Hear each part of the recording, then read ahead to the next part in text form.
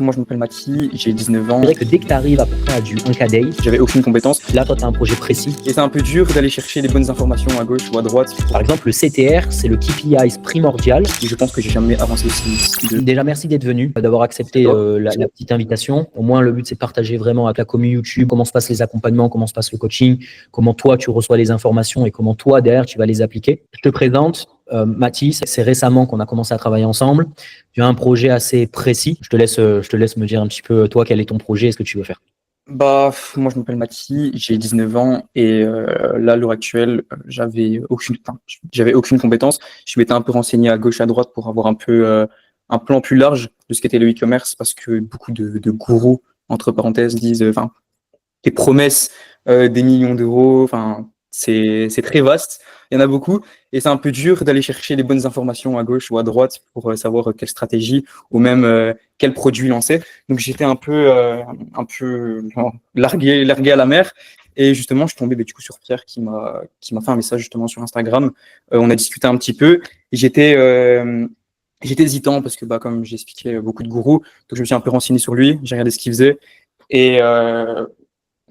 et d'un coup, je me suis dit, bon, on va quand même essayer de faire confiance parce que si on prend pas de risque dans la vie, je pense que il nous arrive jamais rien. Donc, j'ai pris la formation et je pense que j'ai jamais avancé aussi vite de ma vie. Vraiment, je trouve que c'est clean. Mais ce qu'il faut surtout retenir, c'est que s'il n'y a pas de travail derrière ou d'une envie de réussir et de développer quelque chose, ça risque d'être compliqué car sans travail, ça paye pas malheureusement. Donc là, franchement, à l'heure d'aujourd'hui, j'avais déjà un produit en tête d'avant que là j'ai voulu changer pour travailler avec Pierre vraiment de A à Z pour que le projet soit fait entièrement ensemble et à deux et que je comprenne bien toutes les mécaniques et comment ça fonctionne bien. Et du coup, là, on a commencé quand le coaching? Mi-août, fin août, je sais pas vraiment. Moi, ça doit faire un mois et demi qu'on a commencé. Ouais, vraiment, c'est très récent. En tout J'ai cas, galéré. Dis-moi. ouais, c'est le début. Ce qui est bien avec toi, Mathis, bon, je te remercie encore là, d'être venu, pouvoir partager là toutes les infos et pouvoir partager. Le but, c'est pas forcément de me faire une grande éloge pour le moment où on vient de lancer. Là, toi, tu as un projet précis, un projet plus skincare pour les femmes, sans parler peut-être de ce que tu vas mettre en place, mais tu as un projet vraiment long terme où là, toi, tu veux vraiment t'investir, que ce soit en termes en publicité, faire toi-même tes pubs, tu veux vraiment monter un projet, c'est ça qui tient à cœur. Donc, on va monter ça ensemble. Là, le but de cet appel, ça va être de répondre à certaines de tes questions, malgré que ça fasse déjà plusieurs semaines que tu sois avec moi. Le but, c'est de retracer un petit peu là ce que tu as déjà appris, ce que tu sais déjà, ou juste peaufiner les choses, les petits détails que tu n'as peut-être pas trop compris encore. Et derrière, me poser surtout des questions qui vont te permettre d'avancer. Et ça, ce qui est bien, c'est que les gens qui vont regarder cette vidéo vont pouvoir avoir énormément de valeur là-dessus et vont pouvoir énormément s'inspirer. Si tu veux, on peut commencer. Je sais que tu as préparé des questions. Ouais. Je te laisse me bombarder. Hein. C'est sûr, parce que ça va y aller. Mais écoute, qu'est-ce que tu conseilles du coup est-ce que tu conseilles directement de tester plusieurs produits ou se focaliser sur un seul et même produit? Alors, moi, pour commencer, toi, là, en étant débutant, en n'ayant que très peu d'expérience, moi, je te conseille, c'est de partir sur un monoproduit. Pourquoi un monoproduit? Un monoproduit, ça va te permettre de valider on appelle ça un produit d'appel, une offre d'appel. C'est pour commencer, tu lances une bouteille à la mer et tu vois ce que tu récupères. Là, moi, je te dirais vraiment, c'est de mon avis, lance un produit, focus-toi dessus, valide ton produit d'appel, ton offre d'appel, on voit comment ça avance, si les gens achètent la première, la deuxième, la troisième offre, quelle couleur achètent les gens sur ton produit, peu importe. Le but, c'est de valider tout ça. Et une fois qu'on a suffisamment de données, suffisamment de data pour pouvoir scale, alors à ce moment-là, on va venir ajouter des petits produits complémentaires en upsell, des produits secondaires, etc., etc. Et c'est ce qui va faire qu'avec le temps, ça va devenir une brand multi-produits. Et là, tu auras beaucoup plus de crédibilité auprès de tes clients parce qu'évidemment, tu auras tout un panel de produits. L'erreur à pas se dire, c'est que quand on commence avec un produit, on pourrait se dire, je vends qu'un produit, c'est bizarre, les gens, est-ce qu'ils vont acheter, ils vont pas acheter? Évidemment qu'ils vont acheter. Moi, la plupart de mes boutiques, c'est du monoproduit. Du moins, j'ai commencé comme ça. La plupart des gens avec qui je bosse, c'est du monoproduit. Ça fonctionne très, très bien. Mais évidemment, après, pour éviter un épuisement, pour éviter énormément de choses, là, on va mettre en place plusieurs produits. Donc, pour répondre à ta question, ouais, tout simplement, toi, là, en étant débutant, commence sur du monoproduit, tu te focuses bien dessus, et après, on va aller ajouter du produit petit à petit. Ça va, ok. Et comment est-ce qu'on peut choisir le produit justement? Comment savoir que ce produit, il est bon et on y va? Ça, comme on l'a vu un petit peu ensemble, La recherche produit, c'est très compliqué parce que beaucoup de monde va partir un peu dans tous les sens sans savoir vraiment quels sont les points qui sont pertinents et vraiment valables à prendre en compte pour pouvoir valider son produit. Donc, pour valider un produit, il faut déjà regarder l'offre. L'offre, qu'est-ce que c'est? C'est ta concurrence. Qui sont tes concurrents? Quels sont tes concurrents? Où est-ce qu'ils se placent? C'est de vraiment bien comprendre ce qui se passe sur le marché. Ensuite, il y a la demande. La demande sur ton produit. La demande sur ton produit, ça va être les gens, OK, ils ont besoin de ce produit. Pourquoi? Pour résoudre X, Y problème, ils ont besoin pour ça, pour ça, pour ça. Peu importe. Donc, bien comprendre cette corrélation entre l'offre et la demande. Si tu as un produit qui ne résout aucun problème, mais qui a juste un effet waouh, il a, entre guillemets, aucune demande. Donc, si tu as beaucoup de personnes qui vendent ce produit, un produit, par exemple, à effet waouh, et qui a que très peu de demandes, ça veut dire que c'est juste l'effet waouh qui fonctionne. Et ça, c'est problématique parce qu'on va vite faire face à de l'épuisement publicitaire ou surtout vite faire face à des problèmes de cannibalisation d'audience, de créatifs, parce qu'évidemment, tous les concurrents reprennent les mêmes créatives. Donc, c'est assez galère. Donc, bien faire face entre la demande et l'offre. La troisième, et surtout, la marge produit. La marge produit, c'est tout ce qui touche à ta rentabilité, en fait. Combien va te coûter le prix de ton produit, combien tu peux le vendre, combien tes concurrents le vendent, et il faut qu'il y ait quelque chose d'assez logique. Si toi, tu mets un produit en place, c'est qu'il faut que ton prix soit bon, ton offre soit bonne. Voilà. Ça, c'est les 3 points principaux pour valider un produit. Et derrière, il y a surtout la stratégie à mettre en place. Si un concurrent il fait du Facebook Ads, ou même tous les concurrents font du Facebook Ads, toi, tu sais que c'est du Facebook Ads qu'il faut que tu fasses. Il n'y a pas besoin de réinventer la roue, c'est faire la même chose que fait le concurrent. Imagine-toi un tunnel, le concurrent, il prend ce tunnel, et puis toi, derrière, tu sais que tu peux emprunter le même tunnel en refaisant la même chose que lui. Tout simple. Tu sais qu'il y a les rails, tout est déjà construit, tu as juste à faire la même chose. Il n'y a pas besoin de réinventer. Voilà comment, on va dire, valider un produit. C'est par le biais de ces paramètres-là. Ok, d'accord. Est-ce que ça répond, toi, à ta question? Et est-ce que par rapport là au produit, toi, que tu lances, est-ce que tu valides bien, du coup, est-ce que tu visualises bien qui sont tes concurrents, quelle est l'offre, quelle est la demande, même la marge pour tes prix et tout ça? Oui, c'est complètement ça, hein, vraiment. Je pense que c'est même toi qui me l'as dit, hein, il faut se faire un tableau bien comparatif pour savoir du coup les concurrents et les non-concurrents. Enfin, je dis les non-concurrents, mais je dis j'ai bugué. Du coup, ce que je disais, c'est de se faire un tableau comparatif, comme tu l'as bien expliqué, avec les concurrents et bien voir du coup quel axe il prend surtout. Je pense que c'est ce qu'il faut regarder aussi. Et du coup, j'avais encore une autre question, c'est quelles sont les premières étapes avant de lancer les pubs? Ouais. Alors, juste pour répondre juste avant, peut-être il y en a qui vont se demander, peut-être toi aussi, tu en as juste en termes d'outils. On a TrendTrack qui est très intéressant en termes d'outils pour rechercher la concurrence. Je pense qu'il y a beaucoup de monde parce que là, nous, on a déjà fait ce travail-là, mais pour la concurrence, effectivement, il y a TrendTrack qui est très bon. En notre ads tool, il y a GetHook qui est intéressant. Il y a SimilarWeb qui est très bien aussi. La Facebook Ads Librairie. Tous ces outils-là sont très bien pour aller chercher la concurrence et checker tout ça.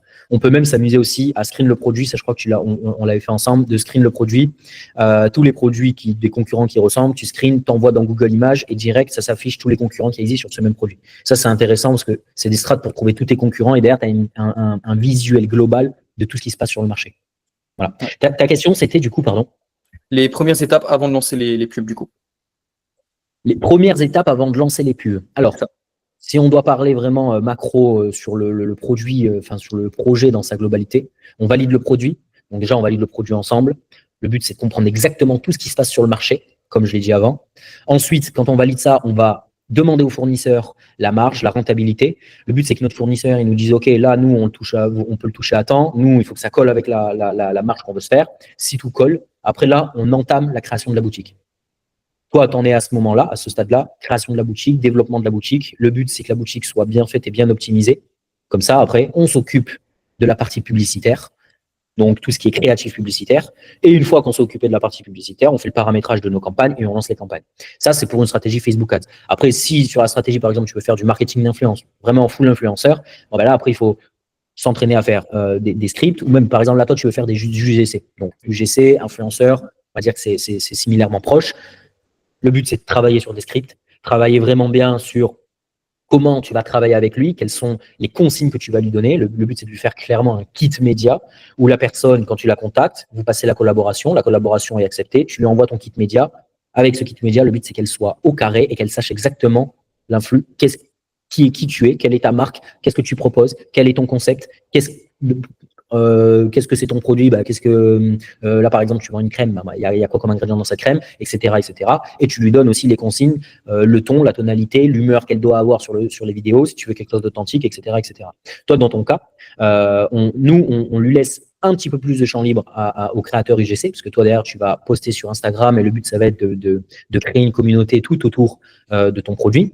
Mais donc toi là, les créateurs UGC, il n'y a pas besoin d'un kit média non plus trop complet, étant donné que c'est pas un influenceur, c'est juste un gars, une personne, une fille ou un gars qui va te faire une vidéo. Donc là tu lui présentes seulement toi tes scripts et les tons, exactement ce que tu veux toi comme vidéo. Le but, c'est déjà de faire une première vidéo, comme on en avait parlé, déjà présentation très simple, classique. On laisse un petit peu champ libre à ses créateurs UGC. Comme ça, on voit si elle est capable de nous faire déjà un contenu de bonne qualité, un contenu qui ressemble à ta marque, et surtout un contenu qui soit propre et vendeur, et que le visage colle, en fait. C'est une globalité. Voilà. Ok. Ça va, ok. Ça, c'est les étapes.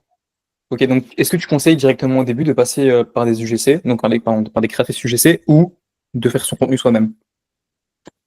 Très bonne question. Tout dépend de ton profil. Toi, tu sais, on travaille ensemble. J'ai creusé avant qu'on travaille ensemble vraiment sur toi, qui tu étais, ton profil par rapport au temps, l'argent que tu avais à investir, les connaissances que tu avais.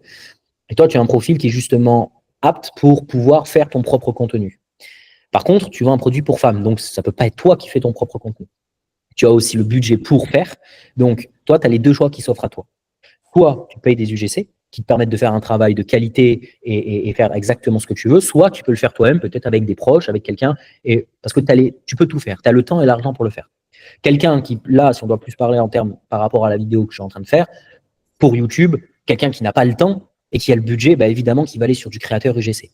Quelqu'un qui a les deux, il peut faire les deux. Quelqu'un qui a aucun des deux, ni le temps, ni l'argent, je ne lui conseille pas d'aller sur du UGC. S'il a juste du temps, qu'il fasse de l'UGC. Après, voilà, tout dépend le projet. Si quelqu'un part sur de la création UGC pour développer une marque e-commerce, c'est parce que, en fait, c'est parce qu'elle a un projet précis.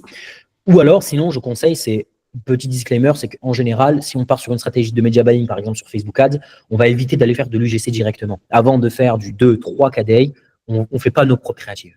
D'abord, on scale bien, on fait en sorte que ça fonctionne, on optimise tout ce qu'on a optimisé en termes de boutique, en termes de media buying, et ensuite, après, on va aller faire de la création UGC pour faire du renouvellement de créa et apporter beaucoup plus de personnalisation autour de notre brand. Voilà. Ok. Et pour ce qui est de, justement, quand on va mettre du coup ces contenus sur Meta, est-ce que tu conseilles directement de passer en CBO ou de commencer avec de l'ABO? Alors, ok, media buying, donc là, en termes de testing, moi, je te conseille vraiment de l'ABO en testing. Ok. Pourquoi? Donc, pour ceux qui ne savent pas, l'ABO, c'est une distribution du budget sur les adsets.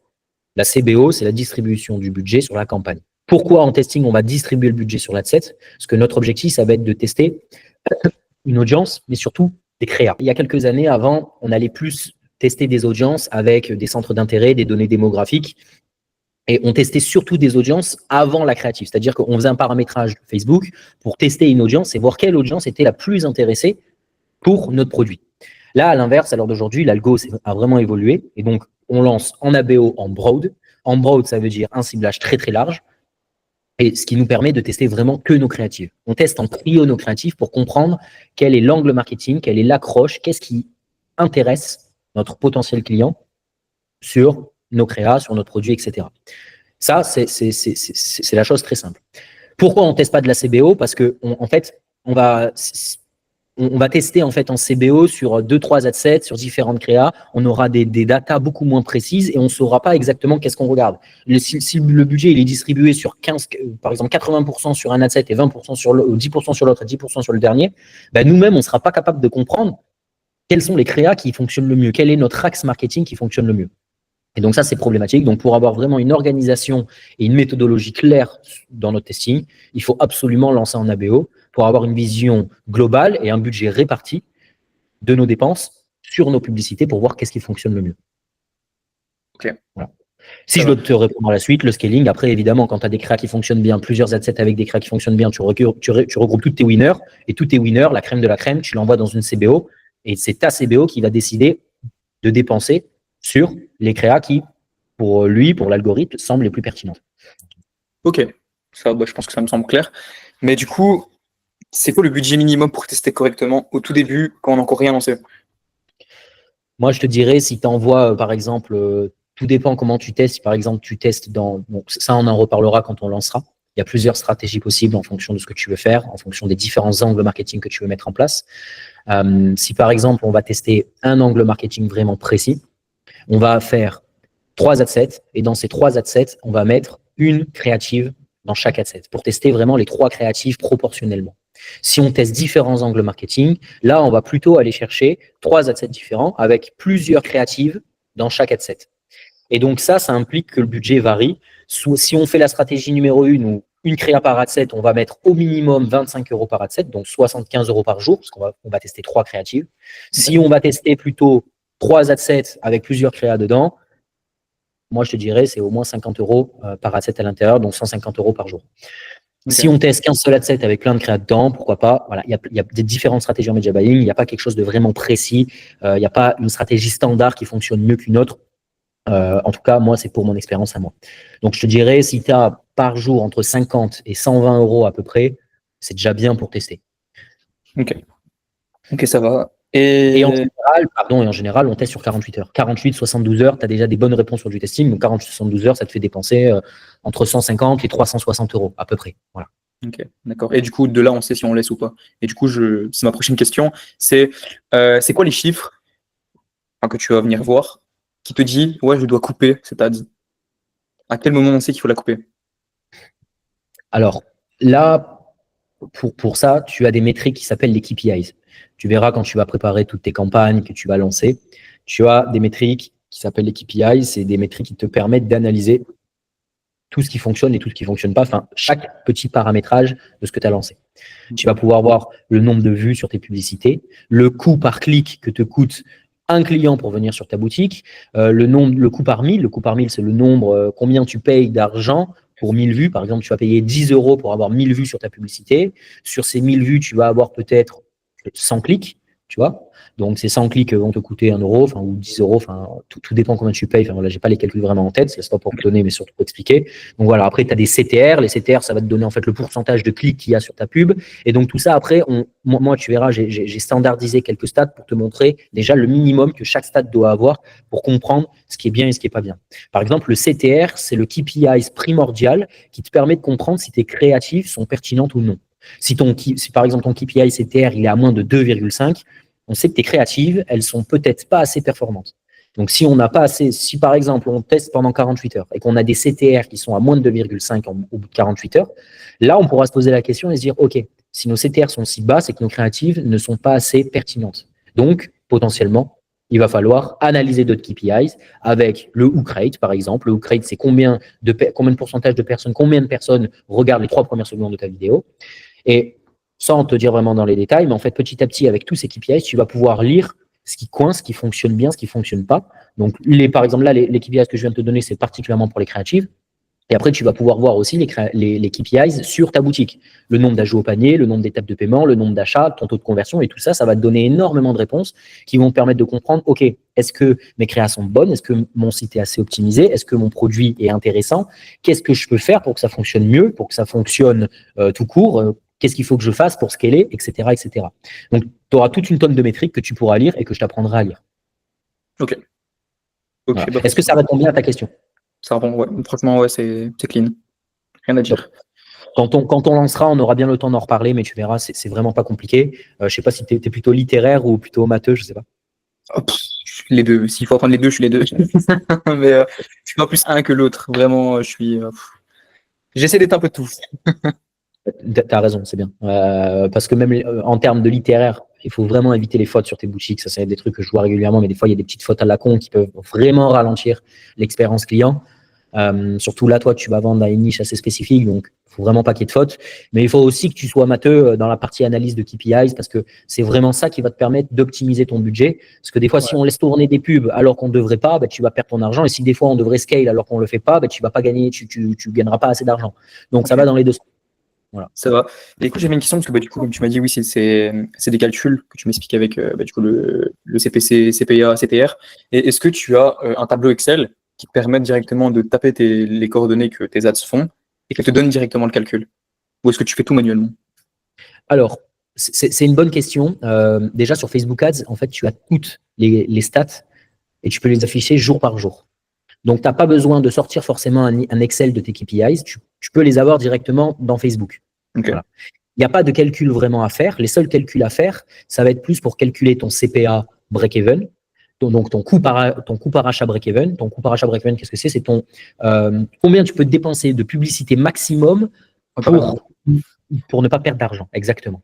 Donc, il y a, en fait, oui, moi, je pourrais te donner un Excel où tu as le calcul sur le CPA break-even, sur tes marges, sur le ROS break-even, etc., etc. Ça va être toutes des datas qui vont te permettre de savoir, OK, quelle décision je peux prendre en fonction des stats que j'ai. Tout simplement. Ok. Tu auras ça. Ça va. Bah, je pense que ça me semble très clair, hein. Et du coup, on n'en a pas parlé parce que on parle beaucoup d'ads winneuses et de tout ce développement, mais quels sont les produits à éviter? Alors, les produits à éviter, j'aime bien parce que je commence toujours par alors. Les produits à éviter, alors, il y a beaucoup de cas, quoi. Il y a beaucoup de cas. Je te dirais que tous les produits se vendent. Tous les produits peuvent vraiment se vendre et faire du chiffre. Les produits à éviter, je te dirais, c'est les produits là, dans ton cas, c'est des produits qui sont surconcurrentiels, où il y a énormément de concurrence dessus, que tous les débutants voient. Comme tu viens de dire, voilà, il y a énormément d'outils comme, je sais pas moi, que ce soit Sparrow, Minea, Copify, enfin, ce genre d'outils. Alors, je critique pas du tout ces outils, il y en a certains qui sont bien, mais le problème, c'est qu'il y a énormément de débutants dessus. Donc, en fait, si toi, tu cherches demain, tu veux lancer une deuxième boutique et que tu cherches tes produits dessus, bah, tu vas juste tomber sur les produits que tout le monde voit, tous les débutants voient. Tout le monde veut les lancer, tout le monde lance les mêmes produits, et donc derrière, forcément, ça crée une sorte de bouchon, et donc c'est très compliqué à être rentable. Derrière, sur ce genre de produit, tu n'as toujours que 1, 2, 3 concurrents sur le marché qui arrivent vraiment à avoir de la rentabilité. Donc forcément, quand tu as 20, 30, 40 personnes qui se lancent sur le même produit, bah, tu es toujours la dernière roue du carrosse. Donc c'est très compliqué. Donc en tant que débutant, je conseillerais d'éviter tous les produits où il y a plus de 10 concurrents. Quand tu vois qu'il y a plus de 10 boutiques qui vendent pas, juste que le produit est sur la boutique, c'est par exemple une boutique monoproduit type dropshipping classique, et que tu trouves plus de 10 concurrents comme ça, c'est un produit à éviter, direct. Moi, par exemple, je le vois d'un œil différent. Au moins, avec l'expérience, j'ai beaucoup plus le visuel sur le marché. J'arrive beaucoup mieux à comprendre. J'ai un budget qui est autre aussi, qui pourrait me permettre de lancer le produit avec des stratégies qui sont beaucoup plus peut-être solides et avec un budget plus solide de lancement. Donc, c'est encore différent. Mais toi, pour un débutant, je te dirais vraiment évite tous les produits que tu vas trouver sur les AdSpy, les produits classiques où tu vas trouver 10 concurrents. C'est le paramètre principal que je te dirais, quoi. Ok, d'accord. Et pour toi, la niche la plus adaptée pour un débutant, c'est quoi? J'ai pas vraiment de niche de plus adaptée. Franchement, il n'y a pas de niche vraiment plus adaptée. Je te dirais qu'il y a beaucoup de débutants qui se lancent dans la niche chien et chat. Alors, on va savoir pourquoi. En tout cas, moi, c'est ce que je remarque par le biais de beaucoup de personnes. C'est une niche qui est quand même très intéressante, mais beaucoup de monde parle là-dessus. Une très bonne niche et la meilleure niche, c'est la niche skincare. Clairement, la niche skincare, c'est une niche où il y a, voilà, les femmes se maquillent toutes, ou du moins à 90-99%. Donc, il y a énormément de produits à aller chercher sur la skincare. Ce qui est très intéressant sur la skincare, c'est qu'on a constamment des nouveaux produits. Tous les trimestres, à peu près, tu as des gammes de produits qui sortent et qui sortent et qui sortent. Donc, ça permet en fait d'avoir constamment des nouveaux produits, du renouvellement. Donc, il y a de la place pour tout le monde sur le marché de la skincare. Je te dirais que le marché le plus important, voilà, c'est celui-là. Après, il y a plein de marchés, il y a plein de niches qui sont hyper intéressantes. Donc, je te dirais que si toi, là, par rapport à ce que tu veux faire et tout ce qu'on est en train de faire ensemble, ne te dis pas, je me focus dans cette niche-là parce que c'est la plus intéressante, pas forcément. Si on trouve un bon produit et qui est dans une niche, peu importe laquelle, qui est la plus sexy ou moins sexy, on s'en tape. Si c'est un bon produit, c'est bon, quoi. Voilà. Ok. Ça va. Et vu qu'on parle de nouveaux produits tout le temps, du coup, dans la niche de skincare, parce que bah, moi, c'est essentiellement dans ça que je me lance, à partir de quel moment on se dit, on va remettre un nouveau produit sur la boutique? À partir de combien de chiffre d'affaires, ou à partir de, c'est ça que tu veux dire? C'est ça. À partir de combien de chiffre d'affaires on va venir? Parce que je pense qu'à un moment donné, on stagne quand on a un seul produit. Enfin, en tout cas, c'est ce que je pense. Je ne sais pas si c'est vrai ou pas. Mais à quel moment on se dit, je vais rajouter un deuxième produit pour augmenter mon chiffre d'affaires et augmenter mon panier moyen? Très bonne question. Alors, on ne stagne pas forcément parce qu'on n'a qu'un seul produit. On va peut-être effectivement être amené à un épuisement publicitaire parce qu'on a tapé tout le marché et qu'on a vendu à tout le monde a vu notre pub, et donc là, on galère à avoir de la rentabilité. Ça, c'est quelque chose qui arrive très rarement, à part si tu as un produit qui est vraiment très niché et spécifique. Si tu as je veux dire, pour exploiter tout le marché, il faut dépenser énormément. Derrière, après, l'e-com, c'est un jeu infini où si tu as vraiment épuisé tout le marché, tu pars dans des marchés étrangers. Par exemple, tu vas en France, tu pars en Italie, en Espagne, en Allemagne, aux US, et ça t'ouvre carrément d'autres portes. Donc, ça, c'est pas un problème.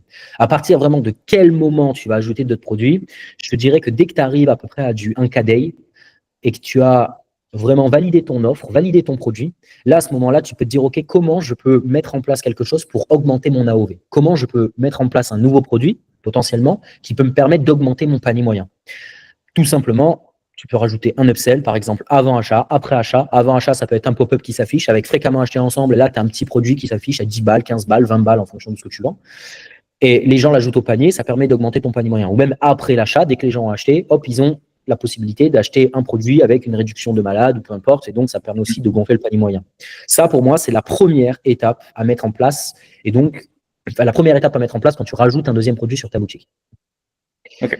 À partir d'un KDI. Après, quand tu vas commencer, tout dépend de la niche et tout, c'est pareil, c'est du cas par cas, mais en fonction de ce que tu vends. Après, si par exemple, tu as des demandes sur un second produit immédiatement, dès que tu fais un KDI, que tu vois dans tes mails et dans les commentaires, tiens, vous n'avez pas aussi ce produit-là ou tel truc, il faut tout simplement écouter la clientèle.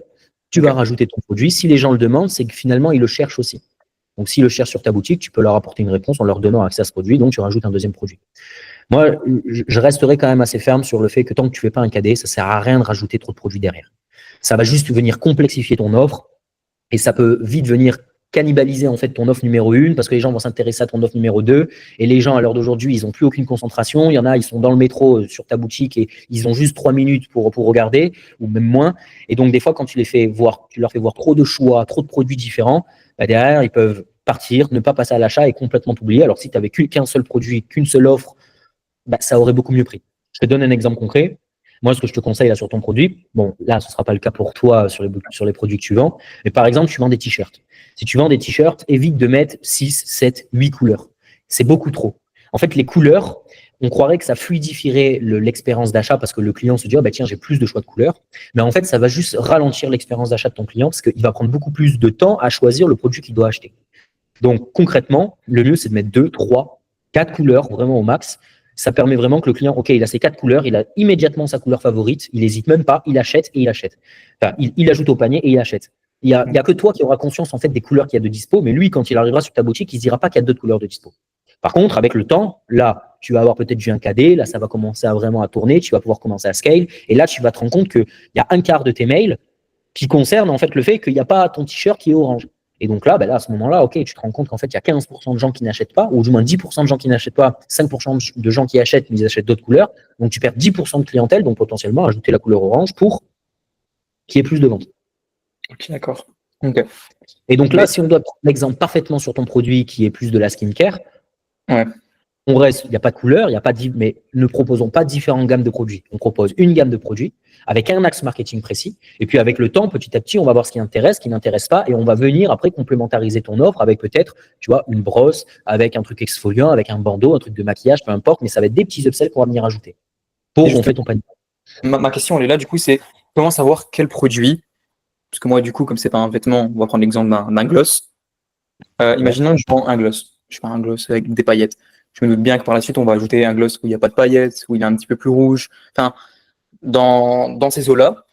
Mais à partir de quel moment, parce que moi, franchement, mon but, c'est d'avoir, imaginons, une gamme de gloss, une gamme de, je sais pas, je prends un exemple comme ça, de démaquillant, une gamme j'ai pas d'exemple là concret en tête, mais comment savoir quel produit je vais venir complémenter? Est-ce que je dois refaire une étude de marché pour savoir quel produit se vend le mieux, donc par rapport à ce qui se passe actuellement, ou est-ce que j'y vais comme ça? Ouais, effectivement. Il faut que tu refasses une veille concurrentielle si tu veux rajouter un produit qui est différent. Imaginons, on parle en collection. En termes de code marketing, c'est pas mal. C'est que si toi, par exemple, tu vends ton produit A principal, ton produit A principal, après, il va venir se complémentariser avec peut-être d'autres produits, comme tu as dit, avec un gloss plus ou moins pailleté, peu importe. Ça va être ta première collection de gloss. Tu la mettras en collection. Et puis derrière, si tu veux rajouter un autre produit qui est en rapport avec ta niche, parce que si tu prends d'autres produits, il faut que ce soit absolument en rapport avec ta niche. Tu ne vas pas commencer à vendre, par exemple, des meubles ou vendre des ballons de foot parce que ça n'a absolument rien à voir. Toi, ton but, c'est de rester dans la niche skincare. Donc là, tu vas venir apporter d'autres produits, OK.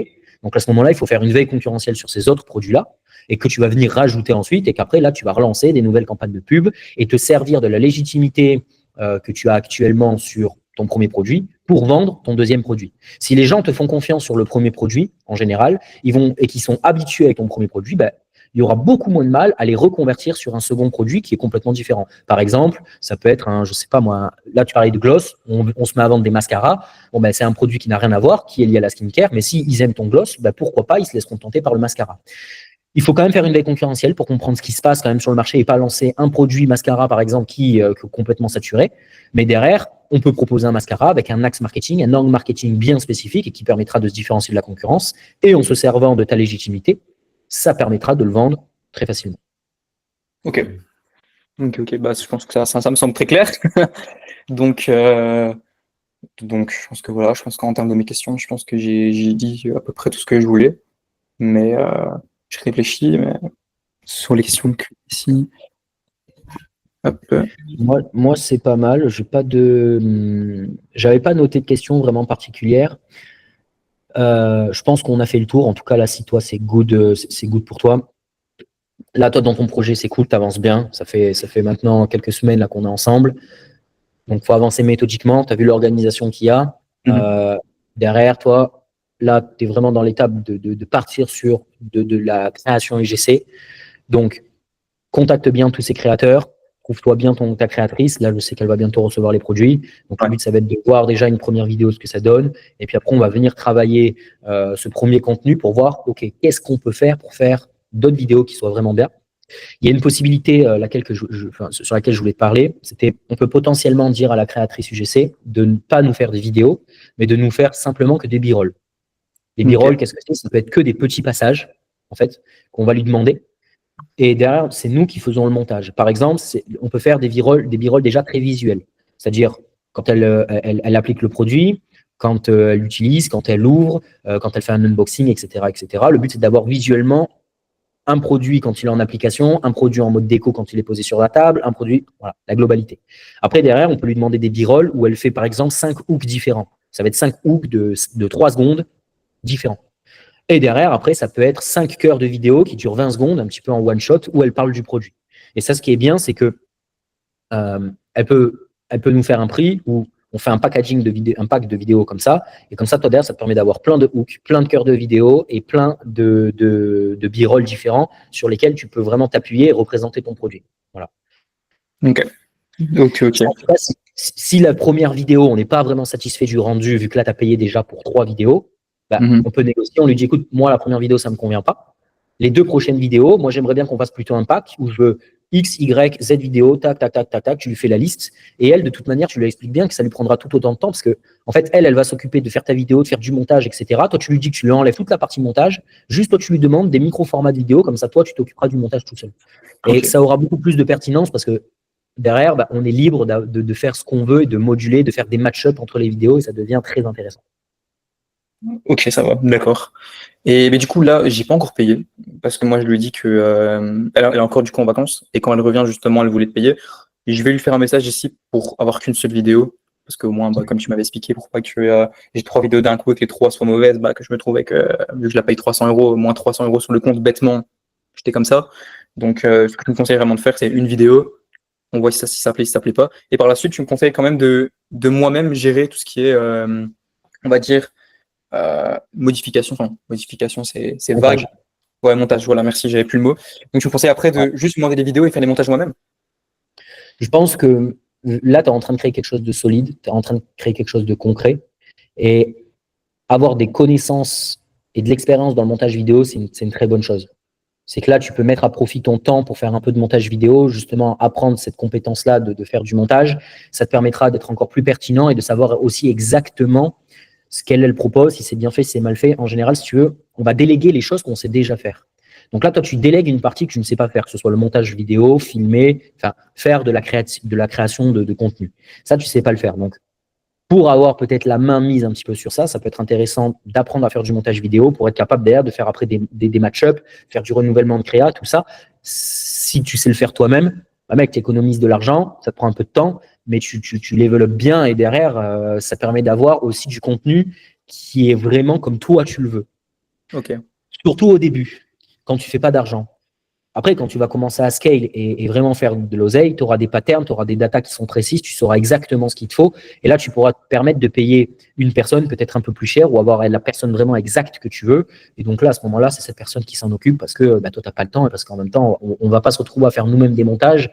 Alors que toi, tu as plein d'autres choses à gérer. Ou alors, tu te trouves un monteur vidéo que tu payes et voilà. Après, il faut faire la balance entre la qualité de ta vidéo, le prix que ça coûte, le temps que ça prend, etc., etc. Ouais, ok. Donc, savoir faire avant de déléguer. C'est ça, franchement, le mieux à faire, quoi. De ouf. Franchement, moi, je te dirais, c'est savoir faire avant de déléguer. Là, toi, tu as Ok. fait, t'as fait des jolies vidéos là, pour ta boutique avec ton produit. C'est sympa. Ben, je te dirais, continue. Essaie d'avoir toi aussi un maximum de vidéos avec ton produit. Parce que derrière, ça peut venir complémentariser avec la créatrice UGC. Derrière, en fait, je sais pas si tu as vu moi mes vidéos, mais il y a des vidéos, enfin maintenant, ce qui fonctionne bien sur les réseaux, c'est que tu prends une voix off et tu l'animes qu'avec des b-rolls. Par exemple, toi, demain, tu vas parler de ton produit. Ben, tu n'es pas obligé d'avoir quelqu'un qui parle facecam directement. Tu peux avoir juste une voix off qui parle. Et derrière, tu n'as que des b-rolls de quelqu'un qui est en train de s'appliquer ton produit. Donc, on voit même pas son visage. Et tu peux avoir des vidéos qui sont top, juste en montrant l'application du produit, le produit posé sur une table, un unboxing, etc., etc. Et ça, c'est très intéressant. Et ce que tu peux faire, c'est que là, en parallèle de travailler avec cette personne-là, c'est là, je sais que toi, tu as pris des vidéos, donc tu avais une femme à tes côtés.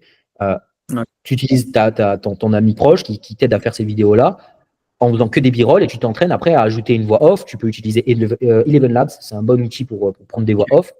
Derrière toi, tu lis la voix. Si toi, tu veux pas que ta voix elle soit en format homme et tout ça, ben, tu l'envoies dans Eleven Labs, ça va la traduire en format femme. Donc, tu vas avoir la même tonalité de voix, mais ça va être une voix de femme. Et donc là, après, à ce moment-là, tu la mets dans ton CapCut, tu mets ta barre de son, et après, par exemple, tu as dit, oh, ben, les filles, je vous fais un unboxing de mon produit, blablabla. Hop, là, direct. Tu sais que ton premier plan, c'est un unboxing, donc tu dois prendre ton b-roll, faire un b-roll d'unboxing. Donc là, hop, c'est ta pote, hop, direct, elle fait l'unboxing de la boîte. Tu as un b-roll de 3 secondes, hop, tu prends ce b-roll, tu la mets dans ton CapCut, et tu as déjà un début de vidéo. Ok. Et ainsi de suite. Ça va, d'accord. Ok. Et est-ce que tu conseilles de t'inspirer, du coup, des ads winneuses des concurrents? Ben, évidemment, évidemment. Ok. Ça, on en a un petit peu parlé, évidemment. Euh, Après, toi, tu as une stratégie qui est un petit peu différente. Eux, ils font du Facebook Ads, c'est assez précis. Donc, évidemment qu'il faut s'inspirer des patterns qu'ils utilisent pour derrière. Enfin, en fait, voilà, on ne réinvente pas la roue, hein. On prend ce qui fonctionne. Nous, on l'adapte à notre sauce avec la même formule et derrière, on l'envoie pareil, évidemment. Ok. Tout en changeant, bien évidemment, tout ce qui est notre storytelling et l'image de la marque, quoi. Exactement, on l'adapte à notre sauce. Ok. Bah, je pense que je réfléchis, mais je pense que je t'ai posé toutes les questions qui me semblaient pertinentes. Je regarde, mais ouais, on a même fait plus. Trop bien. Bah, nickel. En tout cas, je te remercie d'avoir fait ce call. Bah, en général, les calls de coaching sont un peu moins longs. Là, on a fait quelque chose d'un peu plus long format. Je te remercie d'avoir été là. Tu verras que là, avec le temps, voilà, on va faire le lancement. Tu vas vite avoir des résultats. Ça va être très prenant. Donc, j'espère que tu vas te donner à fond pour continuer là ton projet. Et puis, let's go, quoi, hein. Franchement, je pense que là, ce format sur YouTube, c'est la première fois que je fais ce format. Je pense qu'il Ouais. va beaucoup être apprécié, étant donné là la valeur que je transmets aussi moi dans cette vidéo. Il y a pas mal de mes stratégies que là je dis, donc c'est quand même intéressant. Je suis grave d'accord avec toi. J'espère que ça m'inspire les gens, hein. De ouf, de ouf. Est-ce que tu as un petit dernier mot à dire normalement, mais bon. Je pense que tout est nickel. Franchement, juste, faut pas hésiter, faut y aller. Trop bien. Let's go, mec.